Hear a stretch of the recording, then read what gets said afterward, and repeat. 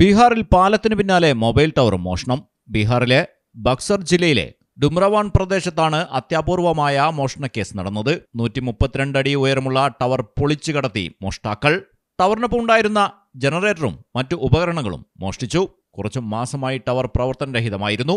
132 അടി ഉയരമുള്ള mobile ടവറും 15 kVA ശേഷിയുള്ള ജനറേറ്ററും ഉൾപ്പെടെയുള്ള നിരവധി ഉപകരണങ്ങളാണ് മോഷണം പോയത്. GTL കമ്പനിയുടെ ഉടമസ്ഥതയിലുള്ള ടവറാണ് മോഷണം പോയത്.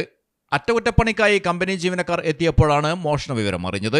ബീഹാർ പോലീസ് കേസെടുത്ത് അന്വേഷണം ആരംഭിച്ചു. ടവറിനൊപ്പം 15 kVA ജനറേറ്റർ സെറ്റും നിരവധി സാങ്കേതിക ഉപകരണങ്ങളും കാണാതായതായി കമ്പനി അധികൃതർ അറിയിച്ചു.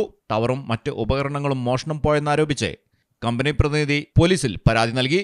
പരാതിയുടെ അടിസ്ഥാനത്തിൽ പോലീസ് അന്വേഷണം ആരംഭിച്ചിട്ടുണ്ട്. News desk Malayalam television. നിങ്ങൾക്ക് എത്ര പേർക്കറിയാം നിങ്ങളുടെ കുഞ്ഞിന്റെ ആദ്യ കാതുകുത്ത് പവൻ ഗോൾഡിൽ തികച്ചും സൗജന്യമാണെന്ന്?